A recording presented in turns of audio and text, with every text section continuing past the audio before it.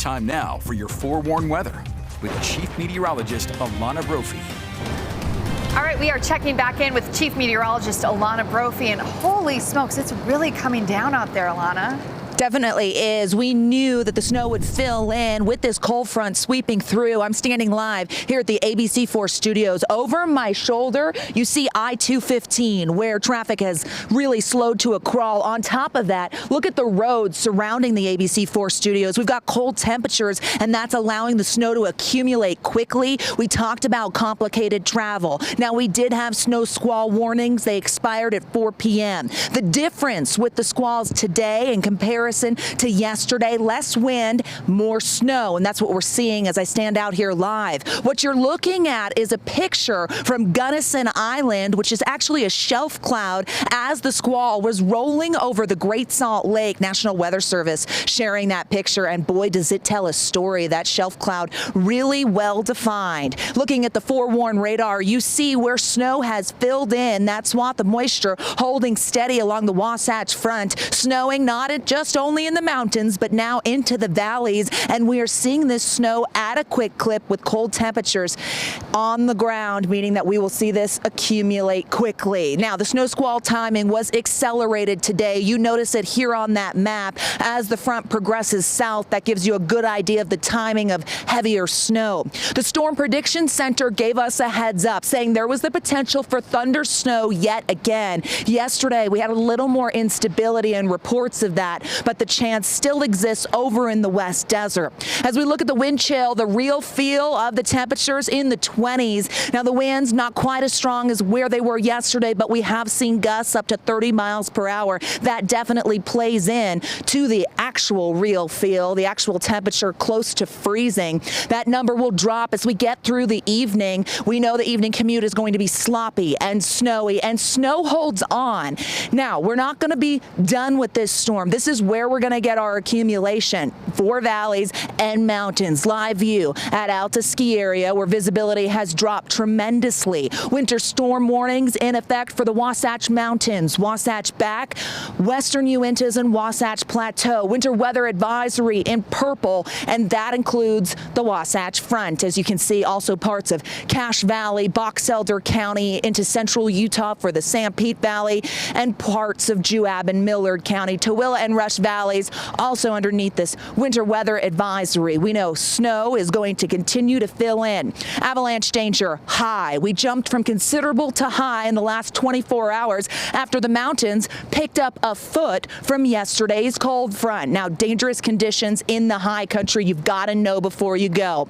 Forewarned Futurecast tracks that cold front and the potential of that snow, and this is a statewide storm. It's going to sweep into central Utah, then push down south, bringing the possibility of a skiff of snow even in St. George as we head into tomorrow morning. You're watching the front traverse the state heading south. By midnight, it's heading into southern Utah with accumulating snow expected on the I-15 corridor as well as in Iron County and that skiff in St. George. What the model focuses right now on the Futurecast is the possibility of lake effect. Many weather models locking into that northwest flow, bringing the potential of lake effect from Bountiful all the way over to the Oakers. The wind direction will really dictate what happens with the potential for lake effect, but that means your Thursday morning commute, forewarning you, that is going to be sloppy. Make sure you give yourself plenty of time if you're headed out Thursday morning with snowy conditions and wintry travel right around the corner.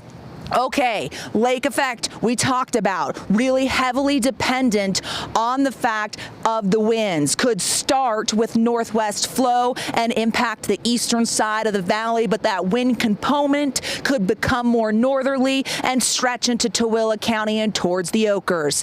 Here's a look at updated snow totals. This is what we're expecting through Thursday night. Northern Valley's doing well with lake effect, bringing an additional 1 to 4. So if you're in one of those areas that gets it, you'll see higher totals. 5 to 10 inches expected on the benches, with the mountains picking up at least another foot.